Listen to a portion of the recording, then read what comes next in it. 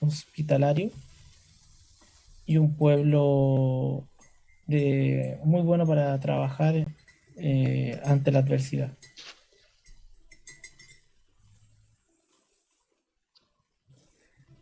Es decir, es un pueblo abierto de brazos, amistoso, señalas tú, y disponible para enhebrar relaciones. Y así ha ocurrido, ¿no? Eh, Tanto aquellos que están radicados en el mismo Gualmapu como aquellos que han emigrado a las ciudades. Santiago quizás sea el lugar de mayor concentración de personas de origen mapuche y conviven perfectamente bien con las comunidades nuestras, la Huinca, que en realidad somos mestizos, es un país mestizo Chile, tal como tú en uno de los trabajos, entiendo, Fernando lo ha desarrollado, el tema del mestizaje. ¿Cuáles son los objetivos centrales que hoy día podríamos pensar constituyen los temas que preocupan a los movimientos mapuche hoy día? Yo pienso que la principal es la restitución de tierra, sigue siendo la demanda principal del pueblo mapuche.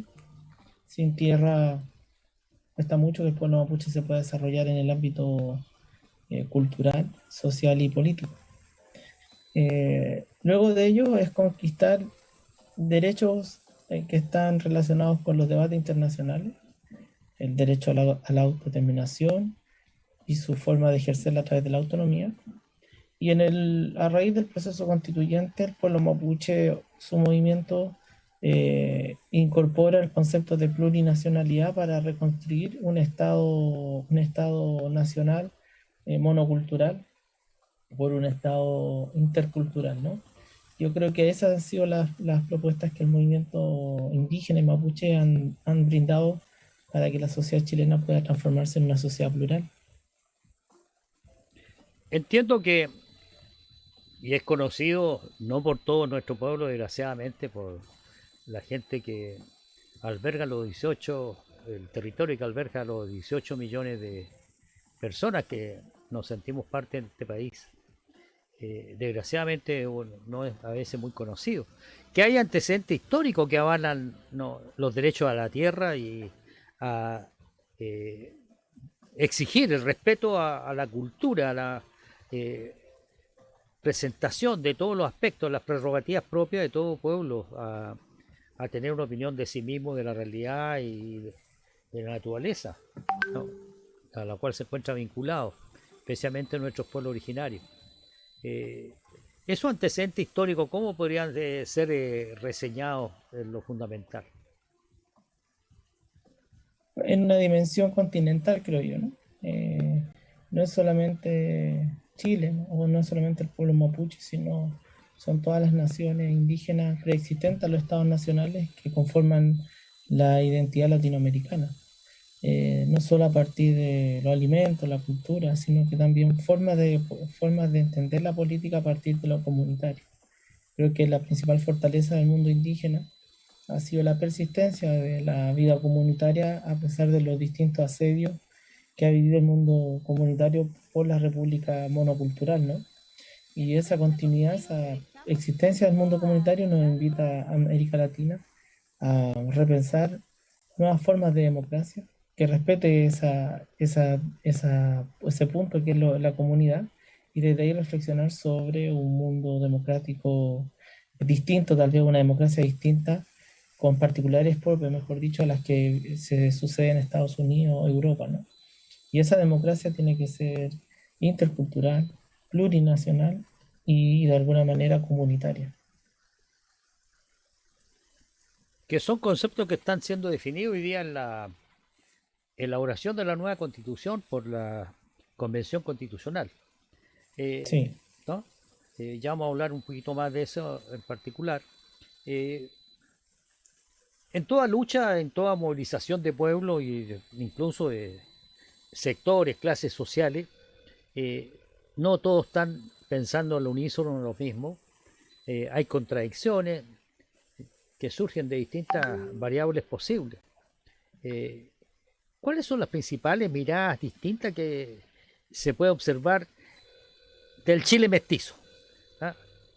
representado por un Estado opresivo que ha estado constantemente gravitando en forma negativa en el Walmap. ¿Cuáles son esas Yo, miradas distintas? yo pienso que el mundo mestizo tiene complejidades de poder asumir su perspectiva indígena, ¿no? Normalmente el mestizaje en Chile se adoptó como un tránsito a lo no indígena y por ende el mestizo o la mestiza tendría a plantear de que no eran indígenas porque eh, el mestizaje les daba cuenta de aquello, ¿no? No hay un mestizaje de orgullo indígena como tal vez se puede haber dado en México. Yo creo que primó un rechazo en una instancia.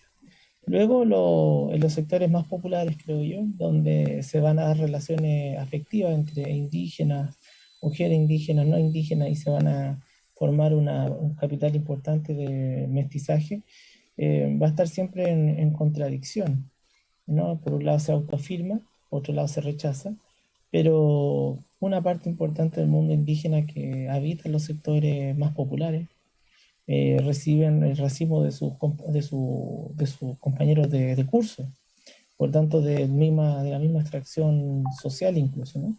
Y yo creo que ahí es donde un punto que es importante debatir, que es lo que en Bolivia, eh, bueno, o en América Latina se debate como el colonialismo internalizado, ¿no? Y cómo el mundo no indígena, por muy popular que sea, se desprende de esos prejuicios hacia lo indígena y afirma su identidad de alguna manera también, o su componente indígena, no solamente en lo biológico, ¿no? También en lo cultural, ¿no?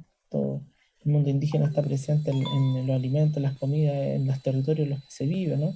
Los lugares geográficos, las toponimias que tienen nombre indígena.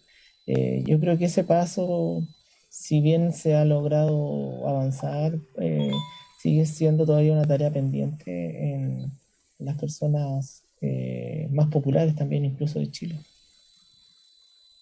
Ahora, desde el punto de vista del movimiento, los movimientos que se dan al interior del pueblo nación mapuche, existen distintas posturas, ¿no? Eh, en la misma zona de Temocuicuy habían como más de una representación, eh, con voceros distintos, diferentes, cosa que no nos debe extrañar, insisto, es una peculiaridad de la lucha social en la nuestra propia historia y en general en todos los pueblos, en todos los lugares del mundo.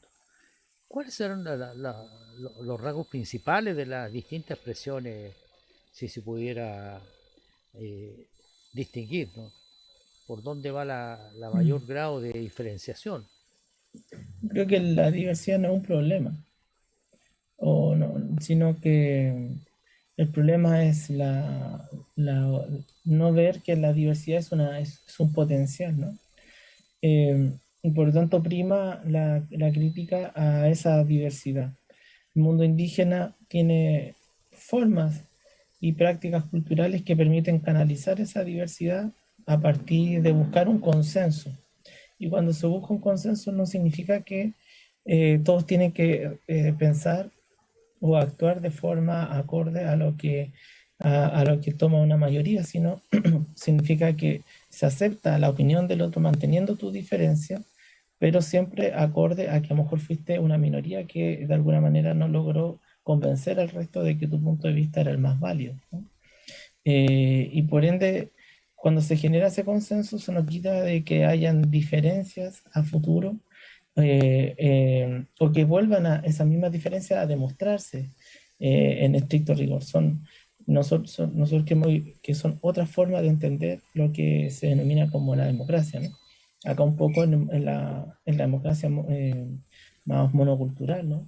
Prima esta idea del 50 más uno, ¿no? Entonces, si el 50 más uno no triunfa, o sea, triunfa, ¿no? El que perdió tiene que asumir sí o sí la opinión del resto, ¿no? Mundo indígena se intenta consensuar. Y por eso que en ese mundo de consensos muchas veces parecía que el mundo indígena estuviera dividido o no estuviera en común. Ahí lo que afecta un poco esa perspectiva es que se ponen anteojos de alguna manera de carácter más monocultural occidental sin entender las dinámicas propias del mundo indígena. Entonces, si nos abrimos al otro análisis, yo creo que la diversidad y la estructura de que haya muchos dirigentes o dirigentes indígenas es una potencia justamente a los pueblos originarios en torno a su diversidad de formas de accionar, de pensar y de acordar. Y para eso entonces se llegan a consensos para poner agenda en comunes, que un poco lo podemos ver como ejemplo en los escaños reservados, ¿no? Donde esa diversidad se pone de acuerdo, hacen un consenso en torno a trabajar bajo algunas temáticas en común: plurinacionalidad, interculturalidad, autonomía, territorio. Por tanto, trabajan en su conjunto, pero también manteniendo sus diferencias y también pugnas que normalmente hay, como se pudo ver un poco en alguna relación entre la convencional nativa yanquileo con el Izanoncón o con el mundo andino, ¿no? Yo ¿Ya? creo que en ese sentido eh, las diferencias hay que verlas como parte de un pueblo, ¿no? De un pueblo siempre va a tener diferencias porque es un pueblo vital, es un pueblo vivo. Dentro de esas variedades que pueden presentarse y que has descrito, hay también una situación que se ha hecho común en muchas partes del mundo, eh, particularmente en nuestro país, es un caso muy, está siendo seguido por este elemento, entre otros, ¿no? Pero este elemento es muy distinguido en el país, que es la emergencia generacional de grupos jóvenes nuevos que se incorporan de suyo con, bueno, que nos gobiernan hoy día, el comité político que se sienta en la moneda a hacerle seguimiento y tomar decisiones fundamentales, son hasta hace pocos años atrás eran dirigentes estudiantiles, que hoy día están en cargo de presidente y de distintas responsabilidades ministeriales. Eh, esa esa emergencia, esa aparición de generaciones jóvenes, se da también en el proceso cultural, en la expresión eh, de la manifestación en el ámbito de lo social, en las estructuras ancestrales como las nuevas que se van conformando para hacerse cargo de esta lucha eh, que se muestra compleja en cuanto a su solución. ¿Existe también tal situación? Yo creo que tiene eh, un análisis que difiere un poco, ¿no? Porque tiene formas de prácticas culturales que permiten poder de alguna manera llegar a un resultado sin lo punitivo, ¿no? Sino que buscando de alguna manera el evitar un castigo individual, y que a lo mejor cuando se aplican esos castigos sean a favor del bien común, ¿no? Por eso que también hay rivalidad hoy día en la convención entre la justicia indígena y la justicia occidental, ¿no? La justicia más occidental castiga, y castiga con la separación de tu vida comunitaria y aislado, ¿no? La justicia indígena propone de alguna manera que ese castigo sea sirviendo a la comunidad y por lo tanto es a favor del conjunto de la población. Yo creo que son cosas que van diciendo, por supuesto que hay diferencias dependiendo también del grado de penalidad, ¿no? Hay grados que la justicia indígena no necesariamente los puede resolver, o muchas veces esa justicia tiene que de alguna manera complementarse con la otra justicia, porque estamos hablando de algunos temas de derechos humanos fundamentales, ¿no? Mientras no se pasen allá los derechos humanos de otras personas, la justicia indígena puede trabajarlo, si no tiene que complementarlo con la otra justicia, creo yo. Y en cuanto a la forma de lucha, como hay varias expresiones, ¿no? Distintas maneras. ¿Hay algún proceso de complementación o bien son elementos diferenciadores significativos? Y se complementan, pero también hay rivalidades de hegemonía, ¿no? Como diría Gramsci, ¿no? Porque eh, si un sector del movimiento indígena que está dentro de la institucionalidad gana espacio, también es un retroceso para los sectores que están fuera de la institucionalidad. Por eso que los sectores que están fuera de la institucionalidad han sido muy críticos a los convencionales mapuches y han hecho toda una política para tratar de forzar a que no funcione de alguna manera lo que están desarrollando los convencionales. Tienen alguna legitimidad, por supuesto, tienen la teoría política los puede acompañar, ¿no? Aparte de la reflexión en torno a conceptos de descolonización, eh, pero también afecta la posibilidad de poder desarrollar una nueva fase del movimiento mapuche en Chile, ¿no? Que institucionalizar algunas demandas no significa la derrota del movimiento, sino significa poder poner un techo, un nuevo techo para seguir avanzando hacia los derechos más importantes, que es el derecho a la autodeterminación. Ese es el elemento que aglutina, parecía, ¿no? El tema de la autodeterminación. Aglutina, pero hay una se difiere tácticamente tal vez, ¿no? Algunos están por fuera de la institucionalidad y piensan que es el camino más correcto, y otros que están dispuestos a jugar dentro de la institucionalidad con todas las problemáticas que eso significa.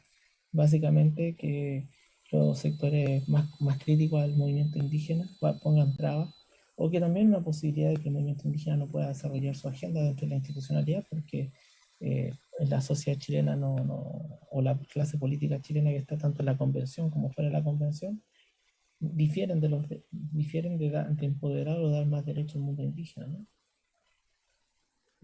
Días atrás entrevistaban al senador Huenchumilla en la red, ¿no?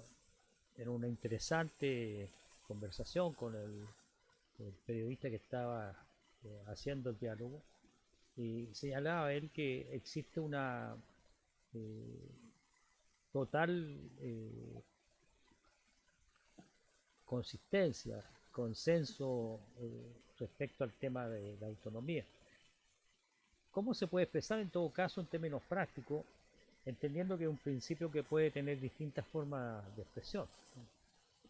Eh, Que no es que la Conformando un de país dentro de autonomía, otro país, han dicho algunos, especialmente los sectores interesados de los poderes económicos, tratando de antagonizar como que ah, se va a imponer otro país con totalmente distinto, con eh, límites, ¿no? Que van a tener que establecerse de cómo se pasa de un lado a otro, etcétera, ¿no?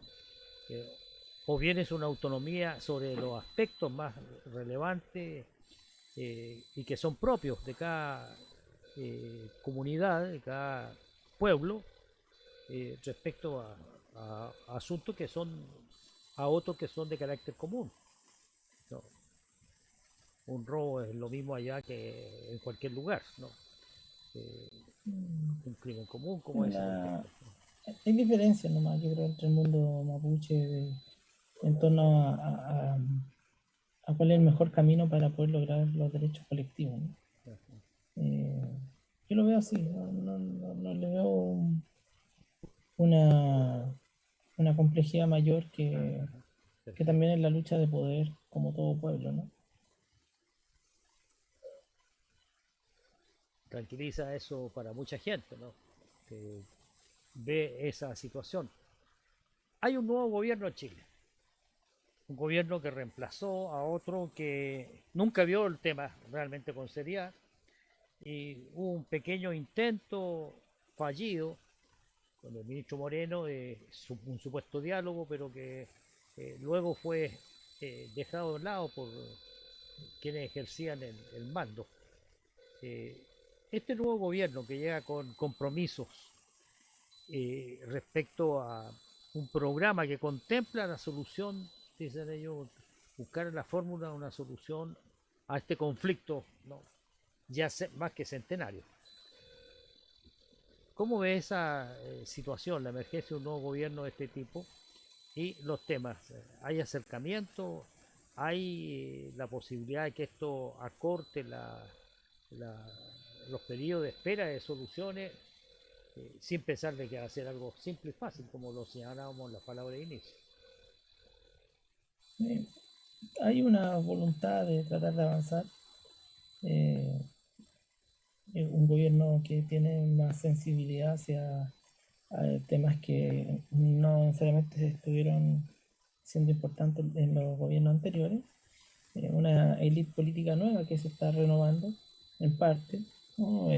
Jóvenes que nacen en la década de los 80, los 90, más con la transición democrática, ¿no?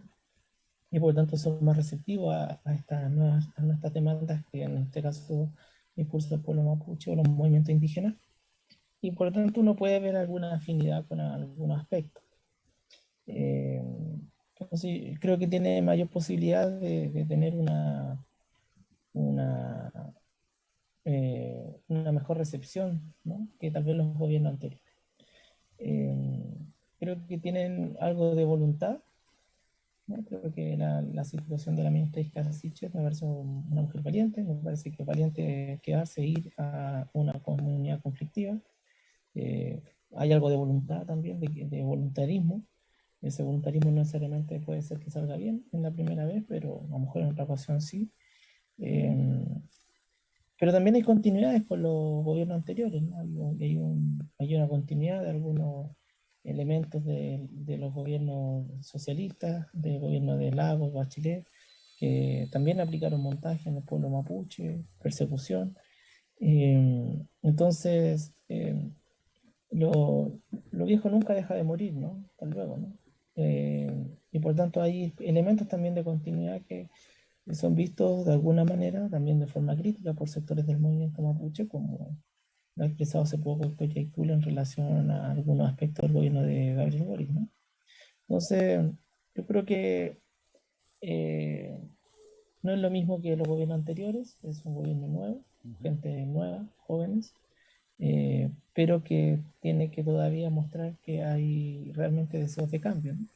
La Convención Constitucional yo creo que es un buen complemento y un buen aporte para el gobierno, porque ahí se están emergiendo las ideas nuevas, pero también estamos viendo cómo los derechos indígenas están tratando de quedar encapsulados, ¿no? Dentro de algunas discusiones, y que por tanto puede ser que algunos conceptos indígenas o algunos elementos de una propuesta indígena no terminen quedándose en la nueva constitución. Y ahí la pregunta se abre: si no están los derechos indígenas garantizados en la nueva constitución, ¿por qué el pueblo mapuche debería votar a prueba, ¿no? En estricto rigor, si se están cuestionando varios de los elementos que como agenda indígena nos debería complementar, ¿no? Entonces, pienso que hay que invitar a la izquierda chilena que está en la convención, a las izquierdas, que reflexionen sobre su relación con el pueblo mapuche, pueblos constituyentes del pueblo mapuche, que se pueda trabajar en conjunto en una salida en conjunto de un nuevo tipo de Estado, porque también el pueblo mapuche puede tomar la decisión de no apoyar esa nueva constitución si no están nuestros derechos garantizados en esa Carta Magna, ¿no? El traspié de la ministra Sichis. Entonces, en ese marco, podríamos pensar que fue algo menor. O mostró una preocupante. Algunos han hablado de desprolijidad, otros han hablado de falta de un adecuado asesoramiento, cierta falta de comprensión de las maneras eh, que hacen al tema, los contenidos que hacen al tema, especialmente en las relaciones eh, interpersonales y entre instituciones. El gobierno, ellos representan al gobierno de un Estado, se supone que debe contar con un bagaje de antecedentes, eh, algunos llaman de inteligencia, ¿no es cierto? Aquí actúan las Fuerzas Armadas, están involucradas, ¿no? Estrechamente en todo esto. Eh, y cuentan con los medios, ¿no? Como para tener una detección de estados de ánimo, representaciones, la vocería, quienes hacen la expresión de los anhelos, esperanzas, requerimientos, necesidades, ¿no? Eh, ¿Qué piensas que fue eso? ¿A qué podría atribuirse? Yo no me atrevería a dar como consejos de cómo debería hacerlo, ¿no? Porque Creo que ya muchas personas han dado consejos desde su punto de vista de cómo debería ser. Eh, columnas vi varias ya, opiniones de algunas personas con experiencia política, como el ministro Alfredo Moreno, el senador Francisco Buenchumilla, ¿no? Eh, creo que todos tienen algo de cierto, pero siempre, sobre todo con un movimiento feminista en alza, dar dando consejos, ¿no? Sobre cómo tiene que haber actuado, me parece que no es factible, o por lo menos me trato de evitar eso. Y, y me quedo con la idea de que se intentó de alguna manera eh, hacer algo distinto, ¿no? Hacer un hecho político distinto, ¿no? O sea, ir el primer día a dialogar, a conversar, ¿no? Que no fuera el ejército de Chile como lo hizo el gobierno de Piñera, sino que fuera la misma ministra, ¿no? Que se atreve a ir a conversar con una comunidad con una larga historia muy interesante y rica en antecedentes históricos, ¿no? Eh, pero también aprender de los errores, ¿no? Y en ese ámbito tal vez una segunda ocasión pueda funcionar mucho mejor. Yo lo vería desde ese punto de vista, ¿no? Eh, y yo creo que son los aprendizajes. Ya sabemos que, que a lo mejor el papá de Camilo Catrillanca no es la persona tal vez que toma las decisiones adentro, sino tal vez ahora es el lonco Víctor Queipool, como le mandó a decir. Por lo tanto, también se mostró y dijo él, yo quiero conversar y quiero dialogar, pero eso, conmigo, ¿no? Entonces una segunda oportunidad yo creo que le va a ir mucho mejor tal vez que en esta ocasión. Por último, para cerrar a la pregunta, se ha hablado mucho de los protocolos, ¿no? De Ujú. que faltó protocolo, también a eso han dicho, ¿no? Sí, Eh, y ustedes que están en una comuna que tiene alta población mapuche, los hermanos y hermanas que me estarán escuchando, también saben que ningún protocolo dice que si una persona llega a un territorio equivocado es recibida con balazos, ¿no? Entonces, tampoco el sobreuso del protocolo mapuche para explicar el fracaso de la visita de la ministra Iscasiche, tampoco se puede fundamentar del todo en la falta de protocolo, porque también el protocolo mapuche en ningún momento está escrito de que a una persona que llega por error, que llega sin ser invitada, se reciba balazo, ¿no? Entonces creo que ahí hay un juego un poco también de una instrumentalización de la tradición mapuche para el beneficio de un grupo u otro grupo, ¿no? Creo que hay que tener también cuidado. Se hacen siempre críticos, creo yo, frente a la instrumentalización de los protocolos indígenas, dependiendo de a quién le beneficie más o no. eso remarca lo que señalábamos al comienzo, la delicadeza que hay que tener para los pasos que se dan, ¿no? En general, en términos declarativos como las acciones que se deben cumplir. No, no han dejado de existir de quienes remarcan la presencia de personas que estuvieron en los gobiernos anteriores de la nueva mayoría, la concertación, asesorando a los gobiernos en ese momento y que fueron inconducentes, que fueron no lo hicieron de buena forma y que estarían nuevamente presentes. Entonces eso se ha escuchado expresiones de preocupación al respecto.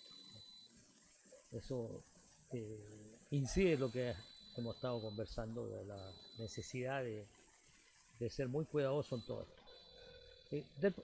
Hablamos recién del gobierno, que es uno de los elementos institucionales importantes en el tema de la acción y la lucha del pueblo mapuche por sus derechos, que surge de una pelea constante, una lucha tesonera, esforzada, permanente. Pero en Chile se produjo otro fenómeno, producto de la revuelta popular, ¿no?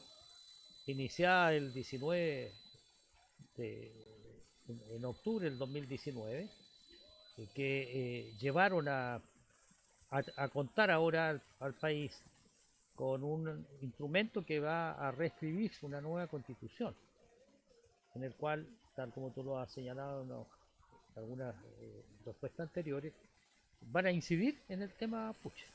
Eh, ¿qué se puede esperar exactamente, Fernando? Y usted, los jóvenes, las nuevas generaciones mapuches que tienen los instrumentos más académicos para poder incidir, hay abogados, ingenieros, eh, historiadores, profesores, gente académica, incluso investigadores, en todas las áreas existe presencia mapuche. Entonces, que es un tremendo eh, acumulado cultural, técnico, de sapiencia, de saberes que deben ser incorporados a esto. Con ese bagaje existente, ¿qué se podría pensar respecto a la incidencia sin pretender eh, decidir temas que no son propios de la constituyente, pero que de todas maneras en un debate democrático tienen toda la razón de ser argumentados, ¿no? ¿Cuáles podrían ser los pasos necesarios, los temas, los principios y las normas constitucionales que mejor pudieran ayudar a la solución de las demandas del pueblo mapuche? ¿Cómo lo ves tú esa situación, la relación movimiento mapuche y la convención constitucional y la nueva constitución? Bueno, cada constituyente está en una de las comisiones que están generando la arquitectura de la futura constitución, ¿no? Algunos están en derechos fundamentales, en otros principios constitucionales, y todos están de alguna manera en esa arquitectura poniendo los principios de la nueva constitución, los principios mapuche, ¿no?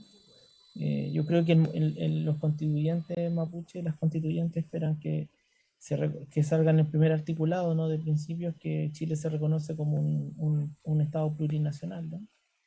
Eh, que reconozcan que el mapuzungún es un idioma preexistente y por lo tanto también está al mismo nivel que el castellano, que la naturaleza es sujeta de derecho, que la constitución reconoce la autonomía de los pueblos originarios y que la autonomía se tienen que crear a partir de fórmulas políticas que están analizando la convención, ¿no?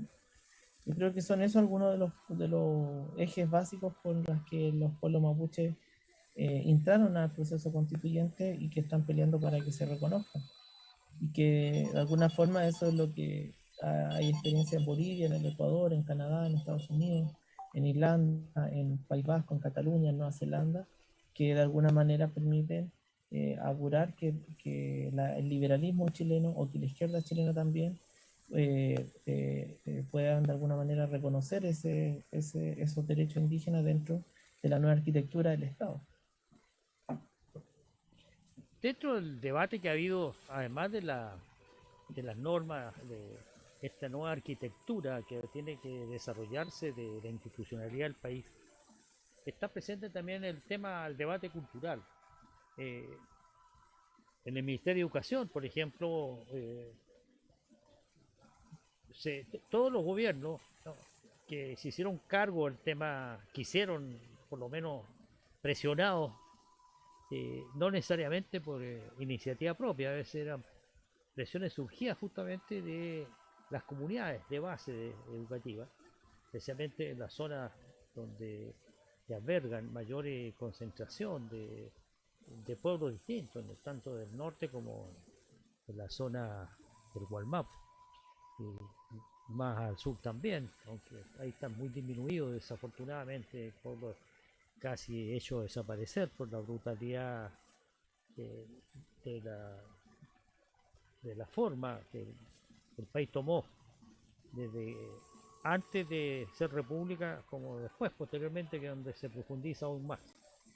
El tema se resolvió a través de la creación de algo que se llama Educación Intercultural Bilingüe, la EIB, por las iniciales eh, de este proyecto, pero que lejos de hacerse cargo efectivamente del tema, eh, lo que era un intento más bien de instrumentar eh, la exigencia sin cumplir plenamente algo que es diferente, que es la multiculturalidad. No se trata de encontrar puntos de encuentro solamente donde podamos tener intersecciones culturales, sino que se trata de tener también, además de esos encuentros donde se sobreponen, se superponen miradas comunes, pero más el país es mucho más rico cuando es capaz de reconocer formas de reacción ante la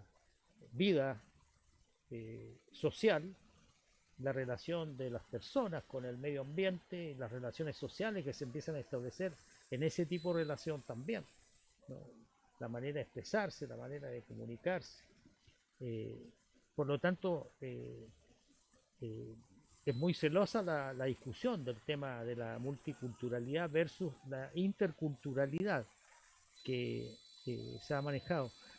Esos temas que tienen que ver con la raigambre, la identidad, con el tema de pertenencia de los mapuches a un conglomerado que la cual se sienten parte distintiva, propia. ¿Cómo ha sido abordado y cómo lo ves tú en el futuro inmediato? Hay hacemos una distinción, ¿no?, entre multiculturalidad e interculturalidad. En el caso de la convención, estamos hablando de un Estado plurinacional, intercultural, con perspectiva autonómica, y dentro de la interculturalidad planteamos como concepto la interculturalidad emancipadora. Hay dos formas de entender hasta ahora la interculturalidad, que la interculturalidad funcional, que es un poco la que rige en Chile, un poco a partir de, no sé, poner nombres mapudungún en las calles, o en algunos espacios, no sé, fechas simbólicas como el 24 de junio, ¿no?, que es el año nuevo indígena, como le llaman erradamente en la sociedad chilena. Eh, y de alguna manera que no hay una mayor transformación de las relaciones de poder. Sigue primando el no indígena por sobre lo indígena a pesar de esos reconocimientos culturales. Ahí se termina generando lo que es la interculturalidad funcional, y la interculturalidad crítica cuestiona esos principios y fuerza a la sociedad no indígena a tener que reconceptualizar su forma de entender los derechos indígenas a partir de un análisis de su forma errada, pero también cediendo espacios de poder para que el mundo indígena pueda construir espacios de interculturalidad, ¿no? En la convención, en alguna medida, está en debate, ¿no? Porque por un lado, el mundo indígena logra entrar a la convención, a un acuerdo que no estaba de alguna manera invitado desde el principio, ¿no? Cuando se hizo los acuerdos del proceso convencional, los indígenas no estaban considerados, pero luego de eso se logró modificar el acuerdo para que entraran pueblos originarios y también afrodescendientes. Y en los acuerdos para los escaños reservados termina finalmente por quitarse al mundo afro del acuerdo, y se reduce el número de convencionales, en este caso para el pueblo mapuche. Eh, y por tanto el mundo indígena entra también en minoría a la convención, y dentro de la convención comienzan a ganar los espacios de poder a partir de su propia agenda, ¿no? Entonces empieza a generarse un interesante debate de alguna manera una interculturalidad emancipadora, es decir, el mundo indígena va permeando y forzando a modificar a la convención a partir de la persuasión y del debate democrático. Pero cuando estás redactando ahora los principios constitucionales y ves que hay críticas a lo que se están colocando de nuevo en el mundo indígena, entonces tú ves que hay un retroceso de esa interculturalidad crítica y comienza a generarse una interculturalidad funcional. Porque lo que es el discurso de los sectores más conservadores es que se estaría generando una constitución indigenista, ¿no? Y cuando tú empiezas a ocupar esos conceptos, haciendo prevalecer que el mundo indígena casi tiene privilegio, o el mundo mapuche en específico, entonces tú estás preparando un escenario de animadversión para que la población chilena vote en contra del proceso convencional, porque estaría de alguna manera estipulándose derechos indígenas en la cual gran parte de la población debería regirse por el mundo indígena, ¿no? Y lo cual eso no es cierto. Que tú invites, cuando tú invitas a construir una casa nueva, ¿no? Y en esa casa tú quieres dejar afuera a los habitantes originarios de esa casa, entonces es una casa que nace con cimientos débiles, ¿no?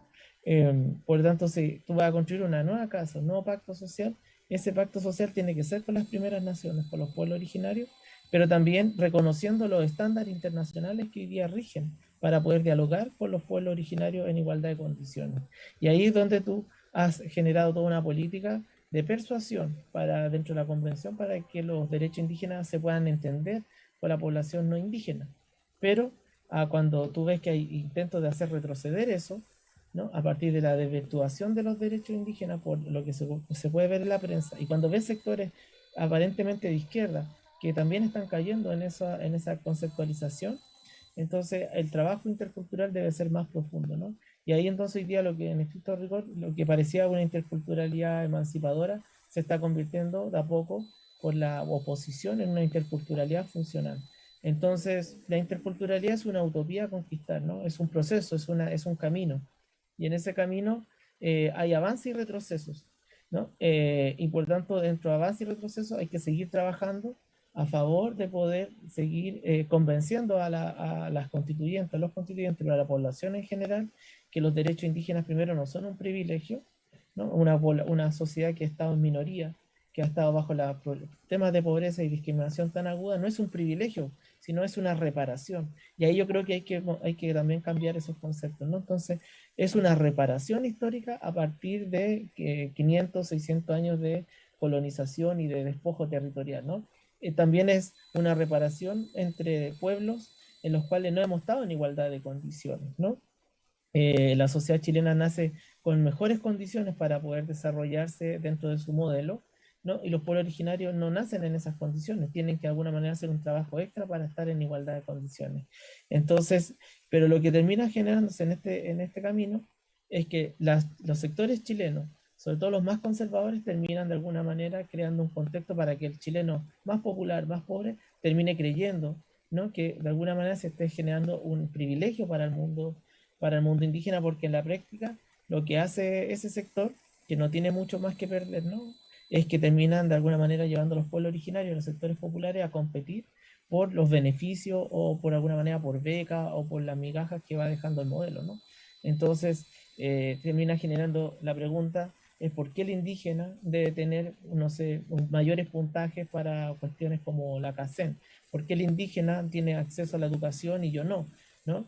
Porque al final lo que nos están haciendo, nos están generando con esta política multicultural es generar que entre los sectores más empobrecidos se compita, ¿no? O de alguna manera por cuestiones que son de derecho, ¿no? Derechos que deberían estar de alguna manera consagrados y que el pueblo originario deberían tener otra forma para poder llegar a un nivel de interculturalidad, ¿no? Y diferir de alguna manera con la forma en que tiene la sociedad chilena, ¿no? Somos pueblos distintos y nuestras condiciones históricas han sido también distintas y por tanto distinta también ha sido nuestra forma de dominación y eso hace que la salida del mundo indígena sea tal vez más lenta y necesita mayores mecanismos de reparación para poder llegar a una igualdad de condiciones con la población no indígena. Perfecto. Bueno, este es un tema no menor, estimadas amigas y amigos que nos escuchan. Hay matices bastante significativos, tiene que ver también con una concepción planetaria de la relación de los distintos pueblos existentes en la orbe, que están llevándonos a un holocausto si es que no somos capaces de parar. Y uno de los fenómenos es este.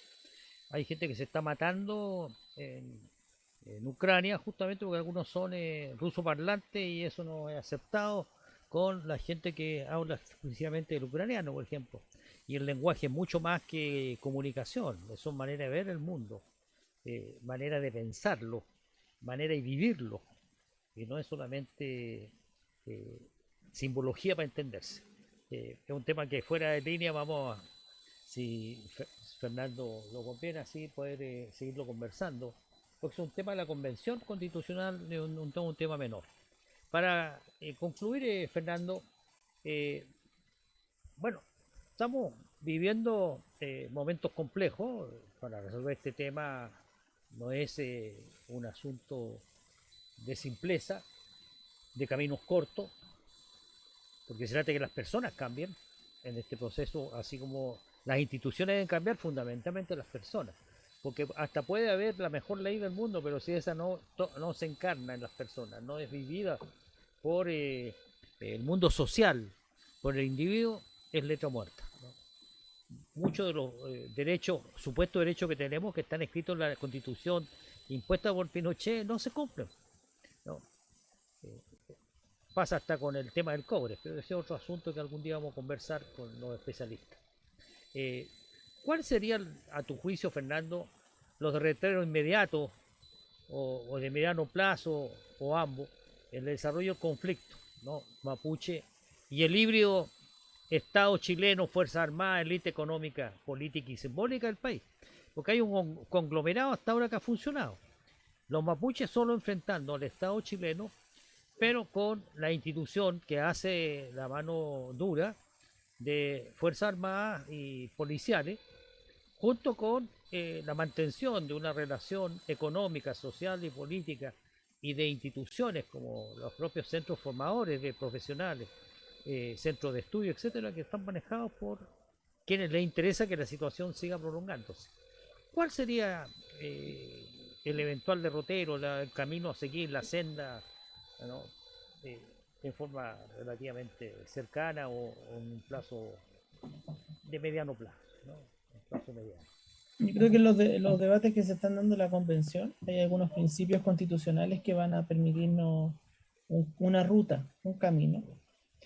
Pero yo creo que un segundo eje es el tema del territorio, ¿no? Se tiene que hablar sobre la devolución territorial, ¿no? Y ahí, cuando hablamos del territorio, hablamos de qué número de territorio estamos conversando, ¿no? Y para eso se necesita hacer un catastro, yo creo, sobre el territorio, cuánta tierra se perdió, en qué año vamos a colocar el punto de conversación, ¿no? Ahí se ha hablado del, Y, perdona, ahí y se ha llegar hablado de, a un acuerdo sobre qué entendemos por el territorio mapuche. Yo creo que eh, mientras no hagamos ese debate básico, es básico, ¿no? O sea, es básico, pero no es tan básico, porque parece básico, ¿no? Pero tiene profundos debates porque de alguna manera en el territorio hoy día mapuche viven personas no indígenas, ¿no? Y que son un porcentaje importante de la población chilena o migrantes que llegaron al territorio mapuche, y hay que ver una forma, una salida para poder encauzar esta conflictividad, ¿no? principio constitucional y territorio, ¿no? Y estos temas diría yo que probablemente también el debate que hay, algunos hemos estado en ese debate de la cosa cultural, ¿no?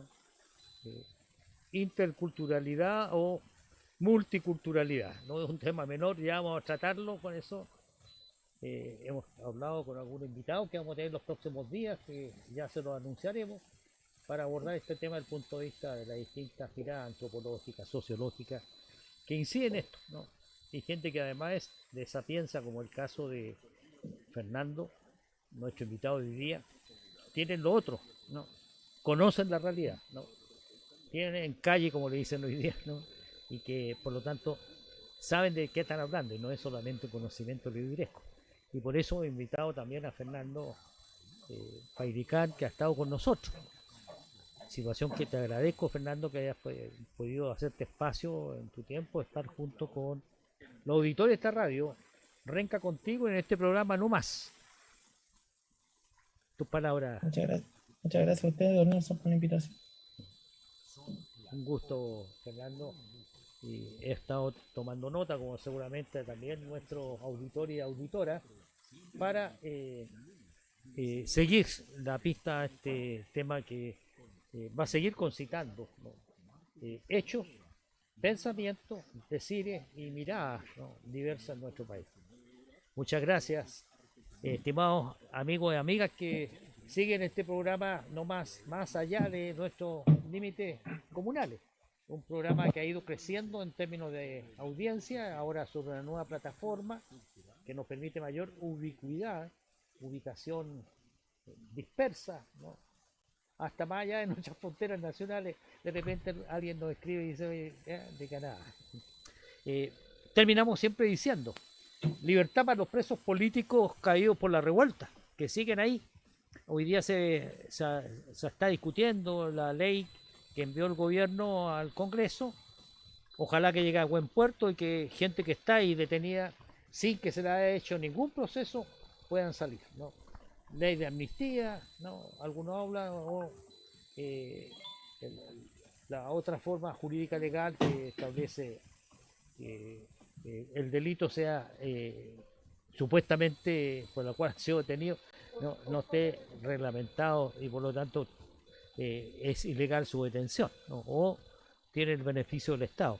Y libertad a los presos políticos también del pueblo mapuche, que están ahí porque están luchando con los temas que les reivindican.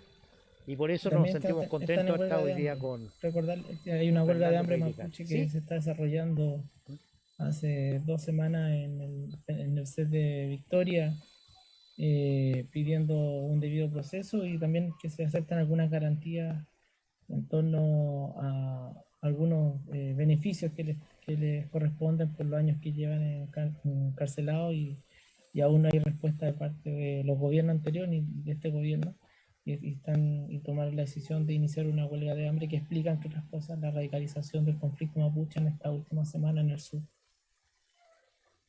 Muchas gracias, Fernando. No, un abrazo cibernético a la distancia, ¿no?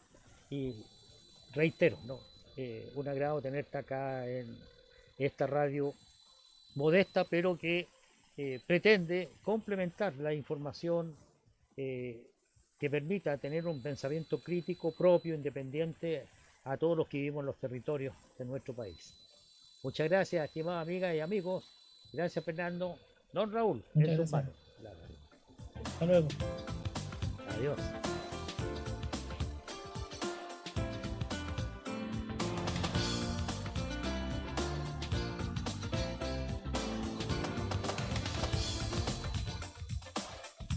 Finaliza tu programa No Más. Te esperamos el próximo martes desde las 19 horas en www.rencacontigoweb.com.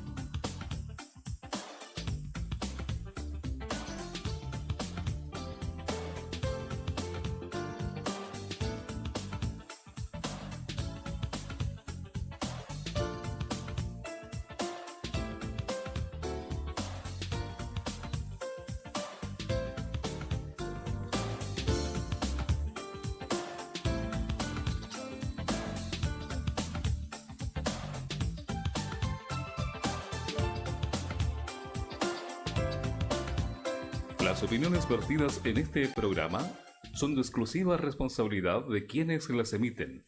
Por lo tanto, no representan necesariamente el pensamiento de www.rencacontigoweb.com.